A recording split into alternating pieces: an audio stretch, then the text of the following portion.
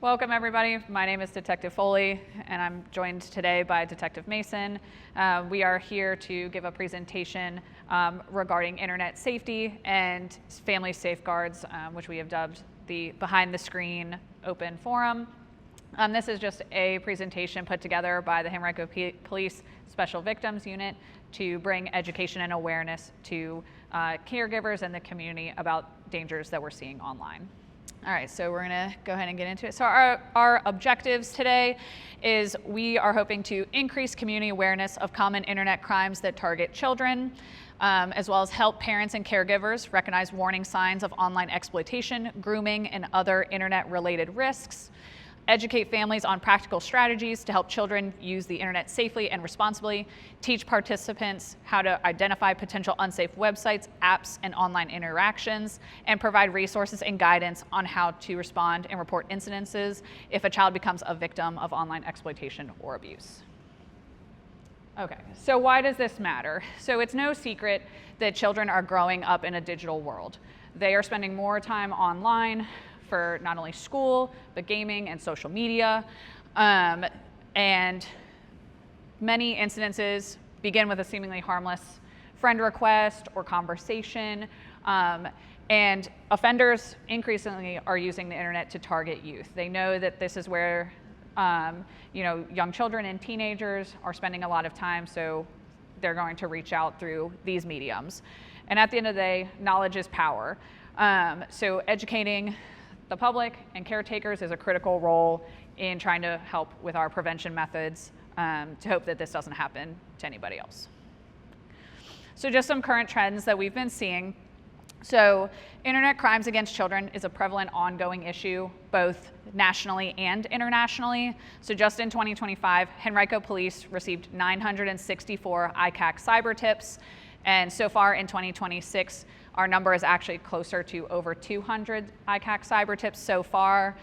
And then in 2024, the National Center for Missing and Exploited Children, or NCMEC, received over 20 million cyber tips regarding online exploitation of children. So again, this is talking about worldwide, but just even looking at just our Henrico numbers, we're seeing an increasing number of cyber tips that we're receiving where we're getting this information of different exploitation happening online. So this is just a little bit of a breakdown. So this is from the 2024 NCMEC report, and it kind of breaks down those 20 million cyber tips into categories. And the vast majority of the cyber tips were regarding child pornography, and that includes the possession, the manufacturing, and distribution of CSAM images, with child sex trafficking and online enticement of children for sexual acts coming close, right there after it, in terms of high number of reports, as well as the unsolicited obscene material sent to a child. So these are just, again, kind of the larger numbers of this breakdown of these numbers, but obviously it's among many other categories as well. So just to break down some definitions of kind of what these different things mean. So child sexual abuse material, or CSAM, is any visual or digital content that depicts the sexual abuse or exploitation of a minor. This can include photos, videos, or other media showing a child engaged in sexual activity or being exploited for sexual purposes.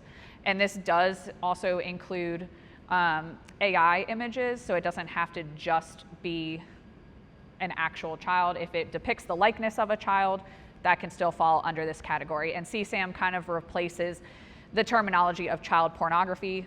Just in more recent years, we've kind of stepped away from that term to kind of encompass the more broad spectrum of what this can cover. So that's where the child sexual abuse material terminology came into play. And the likeness of a child doesn't mean specifically like cartoon related images. It's real lifelike looking images. And that law recently changed in I believe it was 2025 or somewhere around there. Yeah, so it's fairly recent that has included the AI subsection in it. But that does help us with our investigations because that allows us to kind of broaden our scope of things that we can investigate and potentially prosecute for. And so just kind of talking about AI, so generative artificial intelligence, or GAI, is technology that allows a user to create a new image, video, audio, or text based on the user's requests or prompts. And so where we're seeing this is that even if a child or a young adult has, does not have any explicit images out there on the internet, all it takes is somebody to take a photo of their face, put it into one of these GAI prompts and depict, kind of describe what they're looking for.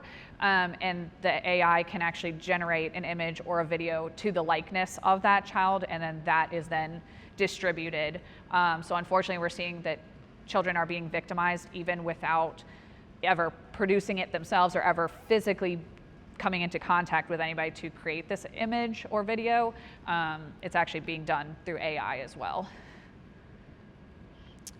And so online enticement of a child is when an adult uses the internet, social media, messaging apps, or online games to communicate with a minor to persuade, pressure, or coerce them into sexual activity or sharing of explicit images. So this can be where they're not only asking for the child to send them explicit content, but it can also be for them to actually request specific, sexual acts, to request to meet up in person, or something similar. So this kind of, again, is a broad terminology that covers a lot of different things, but this is definitely one of those higher categories in that breakdown of cyber tips that we're seeing. And then lastly, sextortion is a form of child sexual exploitation where children are threatened or blackmailed, most often with the possibility of sharing with the public a nude or sexual image of them by a person who demands additional sexual content, sexual activity, or money from the child. So a lot of times what happens here is that it can either be folks that are within the US or sometimes even outside of the US. They're friending these children through, again, gaming apps, social media, any way that they can get in contact with the child. They befriend that child, they build that rapport, and then once that rapport is built, they can request images of that child, and then once the child sends the explicit content, they then use that to exploit them for money or additional content. And once the the scammers have this, or the offenders have this type of content, they're going to continue to ask for more content or more money, and it's just the behaviors are going to escalate over time. A lot of times this is specifically targeting young boys, is the vast majority of the types of victims that we see in these cases. However, it can definitely affect young women as well, but the vast majority typically are young men. Some of the concerns that we're seeing with the sextortion is when they are sharing the images, they kind of feel like there's really nothing that they can do. They're ashamed. They don't want to talk to their parents about it. And we'll go kind of more into that a little bit later on in the PowerPoint. But one of our really big concerns is when they're feeling cornered and trapped, the children, they're resorting to self-harm behavior, and sometimes they're even losing their lives over this situation. It's kind of the new Nigerian prince scheme, and children are really vulnerable, so that's why it's such a concern for us. Yeah. And these offenders know that they're vulnerable, and they are taking advantage of them to manipulate them into getting this type of content. Okay, so just kind of talking about how offenders target children. So these are just some of the ways. Obviously, there's many, many different ways that they can reach out and make contact with a child, but a lot of times they are either pretending to be another child and befriending the youth through, again, gaming apps, social media, really any online activity. They can reach out to them. They build rapport through emotional connection and trust, because we know that kids just want to be accepted, right? They're looking for their peer group, they're looking for acceptance, and when they get that, or they're maybe not getting that, through school or through their friend groups, they look for it in other places. And again, these offenders know that, and they know how to reach out, they know how to build rapport and trust with these children, and then use that to then manipulate them later on. Oftentimes they'll request personal information or images. Again, once that rapport is built, then the request can start. Again, well, you're my friend, or I have a romantic interest in you, those kinds of things, and then that can kind of, it can snowball from there. And then ultimately that can lead to isolating the child from their parents and caregivers, their friends, etc. And then again, at some point, it can also turn into ultimately using threats or blackmail to get more content, to have them engage in particular behaviors or criminal activity, etc. So social media and other platforms. So offenders can target children on any type of application or website. They can first, oftentimes they'll contact a child through games or social media or messaging platforms, and then they will transition to other apps. So oftentimes it's not just that they're staying within one platform. When we're getting these types of reports, often we'll see that it starts on one platform, but then it'll jump from multiple different places. And so they'll move around, and so oftentimes we're seeing that the content can be over a multitude of applications. Really the big thing here, the big takeaway is that it's not just social media, it's not just games. Really, it can be anything from social media, think Instagram, Snapchat, TikTok, online gaming, Roblox, Fortnite, etc. Live streaming like Discord or Twitch, messaging apps, Telegram, Meet Me, hidden chat apps like Signal, WhatsApp, payment apps of like Cash App, Venmo, and PayPal. Really any application that has some form of messaging feature to it can be used for online exploitation of children.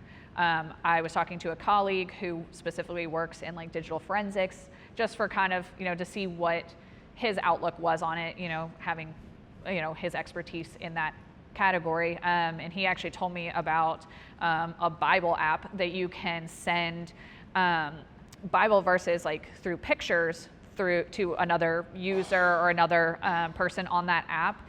But it also allows for pictures to be sent between the two people. So even though there's no typing feature where you can't like type a message, you can still send pictures through that app, for example. And otherwise you would never think that a Bible app would be used for something like that, or a similar app like that. So it just really opens your eyes to the possibilities of what could be out there. Okay. And just some warning signs to look out for. Again, these are just some things, but think about secrecy about online activity. And then suddenly receiving gifts or money, spending excessive time online, which we know a lot of kids today, they spend so much time online. They're growing up in a digital world. They're spending more and more time, on their phones, on computers, on gaming platforms, etc. But really, once they become more secretive about their online activity, if you're seeing like the next one, for example, emotional distress after using these types of devices, that's definitely something to be aware of.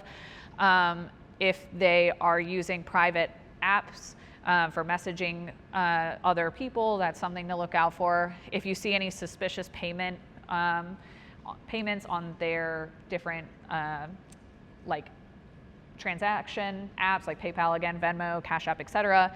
Those are things to look out for. And then signs of self-harm or wearing baggy and non-weather appropriate clothing, just to see if, are they potentially engaging in these self-harm behaviors after being exposed to whether it's sextortion or other online content. I don't know if you had anything. So education and prevention, the important thing to remember is keeping an open line of conversation with your children, right? Obviously, like Detective Foley was saying, is knowledge is power. You don't know until you know. It's really important that you remember that you're the parent. You should have your passwords, usernames, and account information for your children. You need to be monitoring it. This is where a lot of the stuff happens. If you think about it in a room, the application is a room, and the password and the username is the door. So once you open up that door, you're kind of opening up that floodgate to get into the room to see what's going Know what apps your kids are using. A lot of times there's locker apps where you can hide apps inside of it. So looking at it for plain view, you might just see Facebook, Instagram.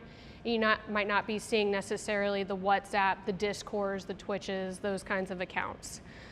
And then parental controls are really important to think about. There are applications out there where you're able to monitor phones without actually physically holding the phone and looking through it. Yeah, so we recommend that if that's something that you're interested in or something that you think would be beneficial, there's so many different types of applications out there. Really just research the different types and then decide what's best for you and your family.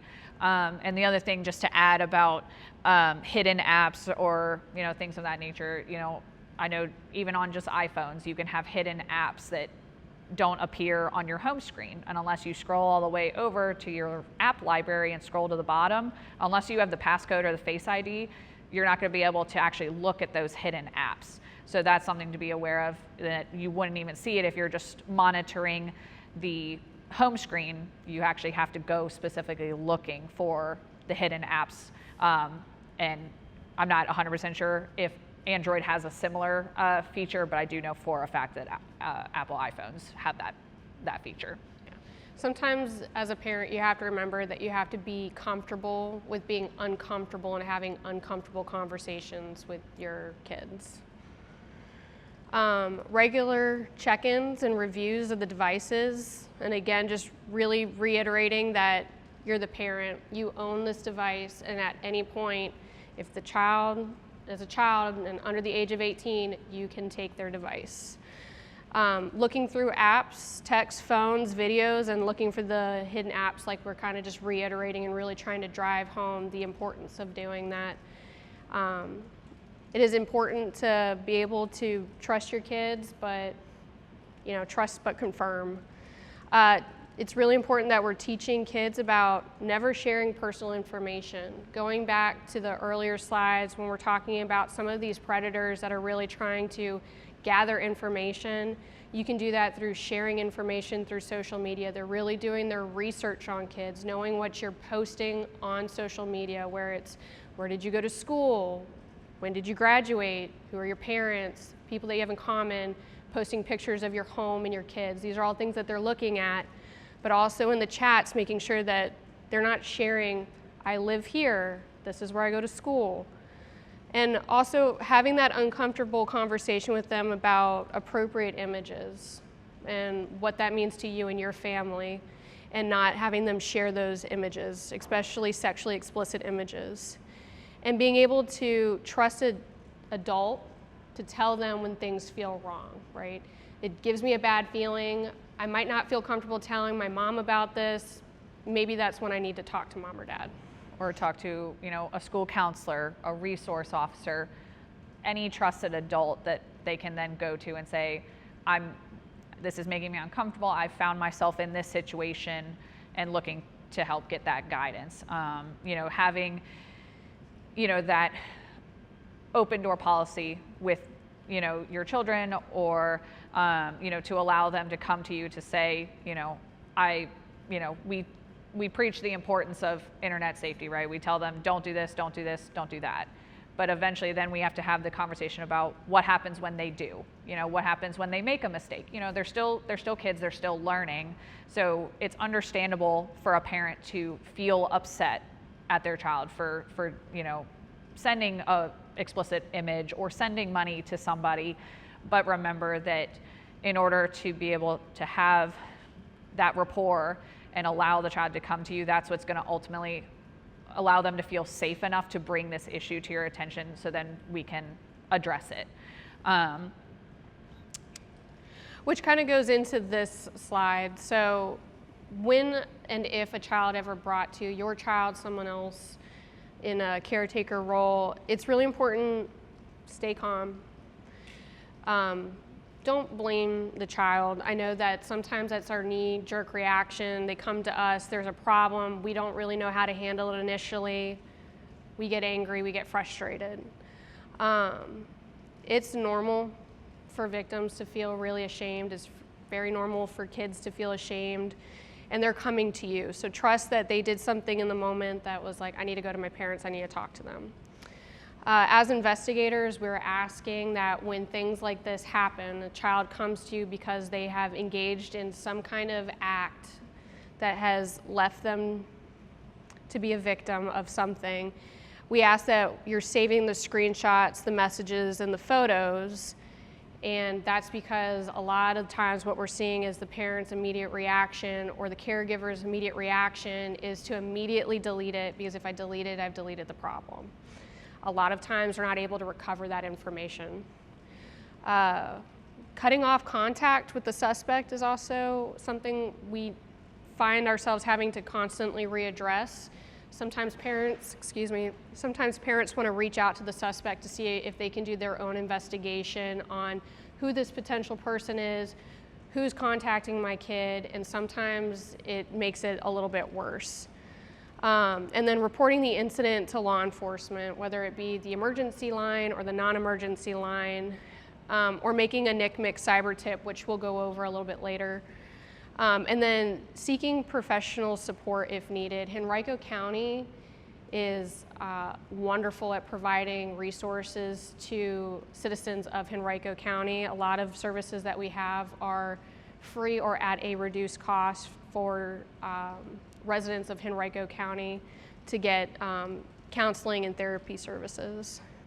And so, again, just kind of to reiterate, if your child or a child that you know becomes a victim of whether it's, exposure to CSAM, sexting, online exploitation, etc., the important thing is to report it to law enforcement, whatever that locality is that you reside in.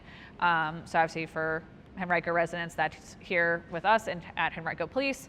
And things that just try to, when you're making the report, just things as investigators that we're going to be looking for is what platforms that the incident or incidents, if there's multiple, took place. Again, if it happened on more than one platform, please let us know which platforms it occurred on, so then that way we know that we have to follow up with those different applications. Any account or usernames of both parties involved, so not just the child, but also the offender or offenders. That will be extremely helpful. And then any type, kind of just giving us an idea of what type of content was sent or received between the two parties, and or if they requested any specific type of content, that's something that we would like to mention. And then lastly, any exigent safety concerns. So specifically, have there been conversations between the child and a potential offender to meet up in person and have like a physical in-person contact, or has there already been any in-person meetups or physical contact? Because at that point, then we're looking at, okay, is this something that we need to get this child medically checked out immediately? What other safety concerns do we have? So if that is a factor in this case, then that's definitely an exigent circumstance for us that we want to, get care to that child immediately. Okay, and so real quick, we're just gonna show a video just showing what the NCMEC cyber tip looks like. So this will just show kind of a run through of how to find that website. So once you're on the NCMEC website, you can scroll down to where it says make a cyber tip report. And then you just kind of follow the prompts from there. It'll ask a couple different questions regarding what type of incident that we're looking for. And the great thing about NCMEC is that if you or your child doesn't feel comfortable with coming directly to police about this issue, and you would rather make the report through the cyber tip line, you can absolutely do that. And then NCMEC will ultimately review the information and then determine what locality this information needs to go to. And so if it is a Henrico issue, then they will forward that to us that we can then follow up at that point. And most of our cyber tips actually that are reported, self-reported, are coming from juveniles for the most part. And then another great resource that NCMEC has is the Take It Down website. And so what that allows is that if a child has sent any explicit images of themselves. This allows them to kind of mitigate the issue of that being on the internet. Now, we always say once it's on the internet forever. And that's mostly true. However, what NCMEC has done is they have built this program to help get information out to online social media, online applications, that if they are made aware of a CSAM image or an explicit image of a child, and we believe that it could be posted on one of these websites, then they can actually take the information from that image and send that out to the websites to make them aware that if they come across this image, they need to remove it immediately. So every image has its own, what we'll call a digital fingerprint. It's known as an MD5. And so every photo has its own essential fingerprint. So that's how NCMEC and us are alerted when it's a known image. The caveat to that is if an image has been changed from its original form, whether it's been cropped or the picture has been lightened or PixArt has been added to it, it's going to have its new MD5 or digital fingerprint at that point. So NCMEC is looking at this MD5, this digital fingerprint, to help it identify images that are known. Mm-hmm. Yeah. So here's just a video of showing what the Take It Down website looks like.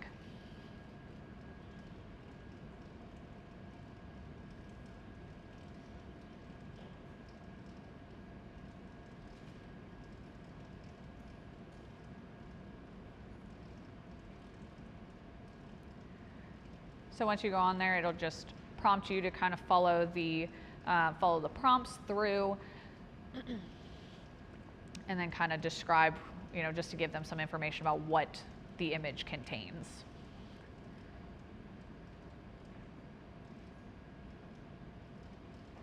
And then at this point, the user will be prompted to actually upload the photo to this secure site. And then that way they can acquire that digital fingerprint, that MD5 that we were talking about. And so rest assured, what Take It Down does is they're not disseminating the photo itself.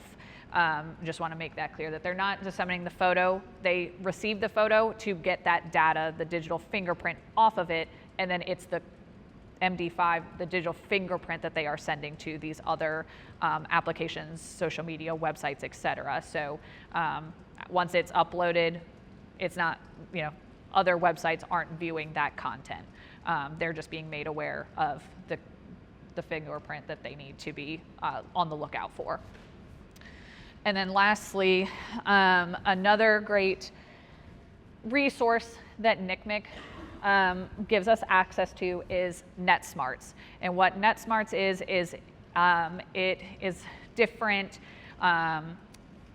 information, videos, online courses that both caretakers and children can take or view to have those age-appropriate conversations about online safety. So it's different for every age. Obviously, what a 5-year-old is going to understand versus what a 17-year-old is going to understand is completely different. So they've broken it down not only by the issue or what type of incident it is, but then it also breaks it down by age. And so this is a free resource. It's all open source. This is a wonderful resource as well. And so we'll kind of show what that looks like.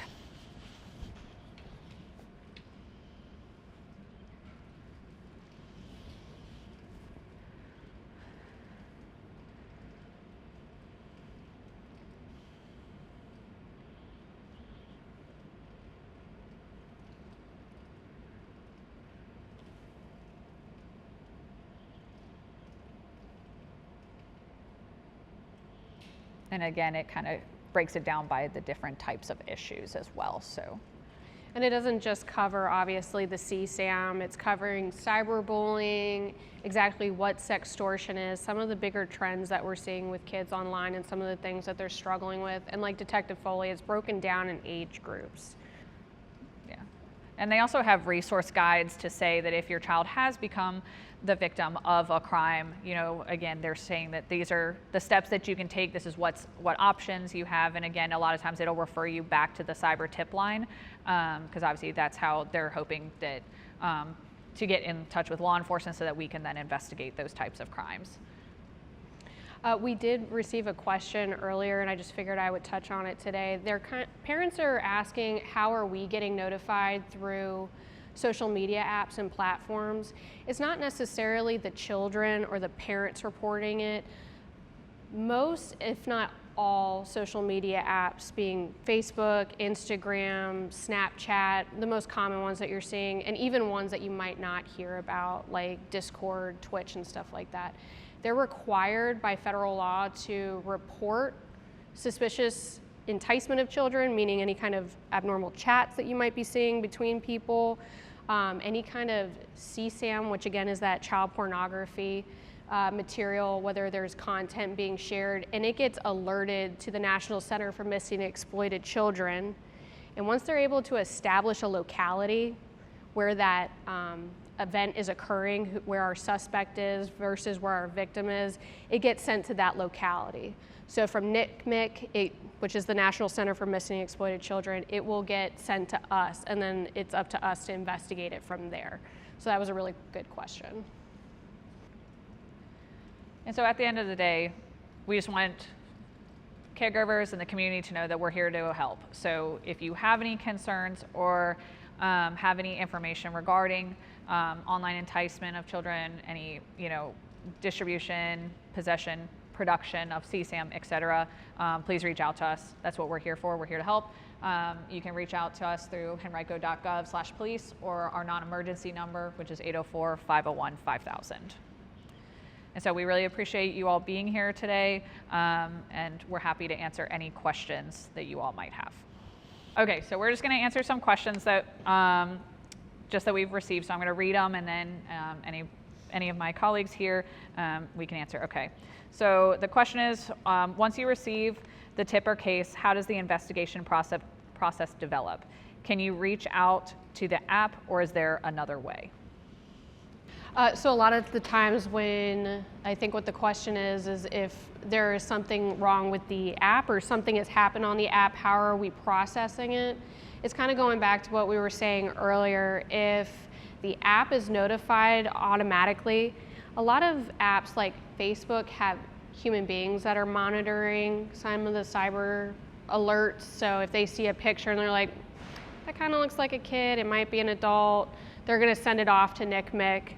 There are a lot of applications like Instagram and Discord that are using AI-generated monitoring systems along with human beings that are monitoring it. They're going to look at the profile, see what the profile ages are, kind of what the content is, if it's more of that sexually explicit material where they're talking about ages, and maybe some of the chats are a little bit more on the child side. It's going to alert us, and that's how it's going to get sent off. Yeah. And once we receive the cyber tip at that point, we're going to review the information that NCMEC has sent us that they were able to gather. So a lot of times they're looking for whatever information either the online provider or the application has sent to them. And it varies, from cyber tip to cyber tip. Sometimes we get a lot of information from the internet provider or application, and other times it's a little less, so it totally varies. But sometimes we're able to get emails or phone numbers or even names of individuals, whether it's the suspect or the child victim, either way. And then at that point we can then start to follow up on whether we're reaching out to the child victim if they're in our locality, or kind of start to develop information on the suspect. And then we'll also review the content, whatever is sent to us with the cyber tip, to determine kind of what type of crime we're looking at. And then from there, we'll continue to develop as much information as we can. We'll consult with our Commonwealth Attorney's Office and look at potential charging options, and then we'll continue from there to decide if we're going to place charges or not. If we have the child victim in our locality, then we will certainly be reaching out to make contact with them and their caregivers. And then there might be some additional steps that we're going through with them, looking at doing a forensic interview with the child to just kind of get more information about these interactions that they're having with these offenders. Okay. And this is Detective Paransky. He works in our office. Yeah. All right. This is a perfect question for you, Paransky. Okay. Yes. It said, what are school resource officers seeing when it comes to this topic in the schools specifically? With regard to the school environment, when we come across some of these instances, it's because of students, mainly in middle and high school, who are in some type of young love romantic relationship and perceive to believe that they have found their one at that point. Depending on who initiates, pictures are being sent to one another that do depict themselves in undress and other compromising photos.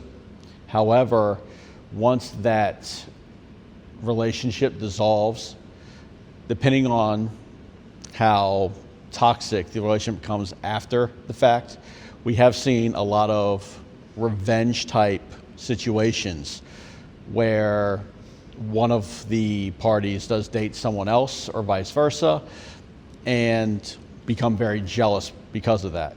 And they will use those photos that they have received or for something else to basically blackmail them into whatever they would want.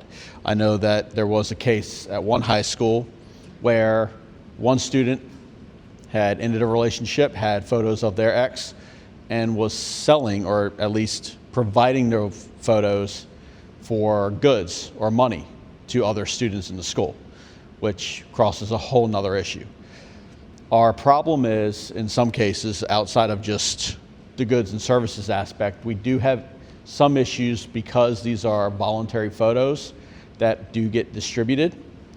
Sometimes it's hard to track those pictures down, and we have had times where we can't completely stop the chain of custody. And we can't always charge for that initial instance because it was a voluntary photo and it's only provided to the same age range. It's different if it was provided to an adult from a child or vice versa, but of the same age, provided voluntarily, and a passed around to the same age group, we've had a difficult time really expanding on being able to stop that chain and finding criminal charges for that. But it does become a consistent problem because it is more and more likely that that's happening.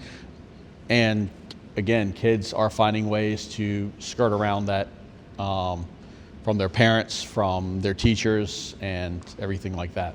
Yeah, the big thing that it's really at that point, you know, depending on the type of situation that we're looking at, again, it can range in severity, it can range in the intent behind the dissemination of the photos.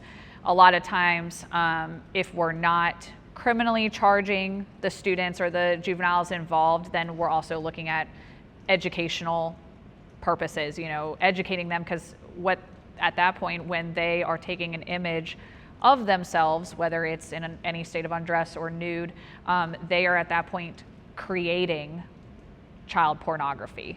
You know, again, whether, you know, their intent is not that that's what they're purposely doing, right? You know, they're thinking in their head that they're just sending, you know, an image to their boyfriend or girlfriend and receiving, and it's this back and forth kind of relationship.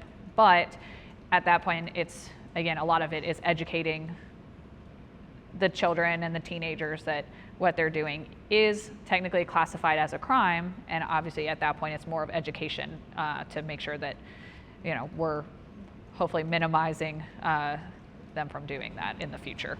And the code section itself is manufacturing, distribution, and facilitation of child pornography. So to break it down even more, creating an image, so somebody taking a picture of themselves, 18 or younger than the age of 18, is creating child porn. Sending it out to somebody is a crime because you're sending it to someone.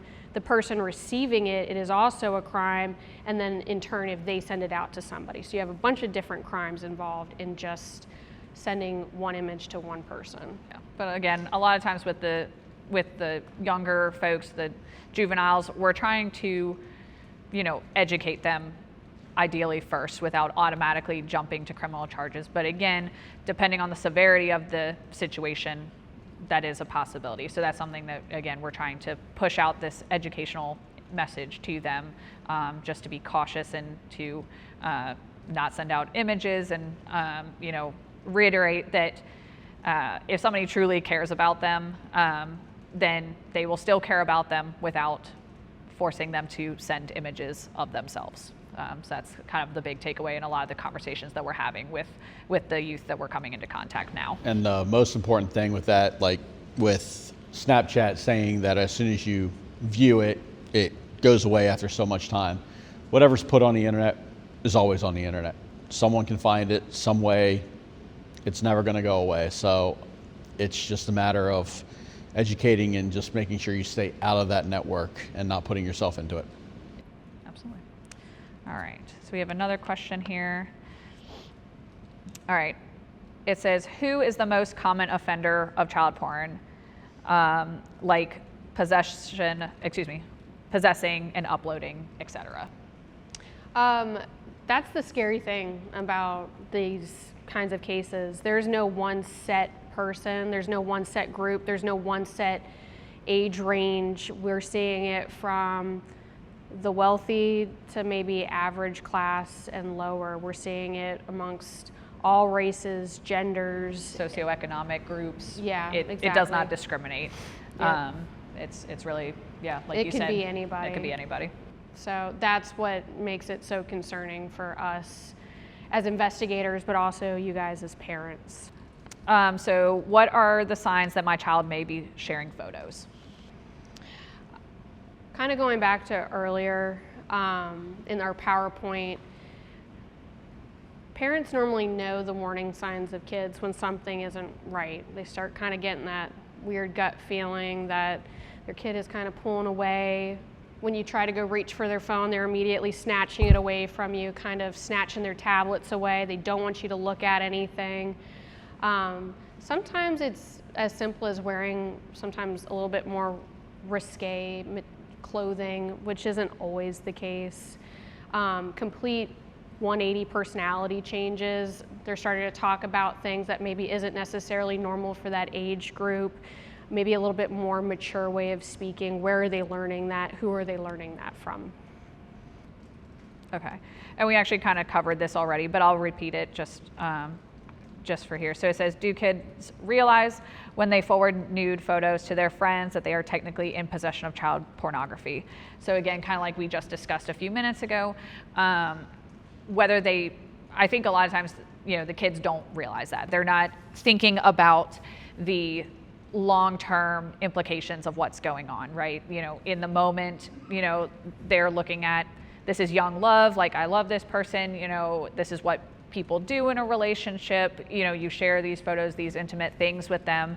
But again, once that relationship ends or whatever it may be, that's when a lot of times we see the issues with the then dissemination of those photos. So to answer that question specifically, no, I don't think that the kids realize that, but that is something that we are trying to push out and educate the teens and children on, just to make them aware, again, of the severity of the potential implications of sending these images out. All right, and we have one last anonymous question, then we'll just check and make sure we don't have any questions from the audience. And so it says, what is the most prevalent type of CSAM that you are currently seeing? And I would say that really it can be anything. We're seeing images and videos of all age ranges. Unfortunately, it can be as young as infants and toddlers all the way up until teenagers. It's really, really sickening stuff. And so again, just like we said, that on the offender's side, it doesn't discriminate, and on the victim side, it doesn't either. Yeah, so it can truly be any age range. Yeah. CSAM, which is the child sexual abuse material, is broken down in a couple different classifications, whether it's infant, toddler, whether it's bestiality, unfortunately. We have a self-production where it's children that are actually like filming, videoing themselves and then sending it to someone is something I would say that is probably the most common that we're seeing right now. Hence the presentation, because we notice that it is a huge rise in our cyber tips, specifically here in Henrico. Well, again, if at any point you guys do have questions, please feel free to reach out to us. We're happy to answer any questions. And again, we're here to help. At any point, please feel free to contact us. And again, thank you all for being here.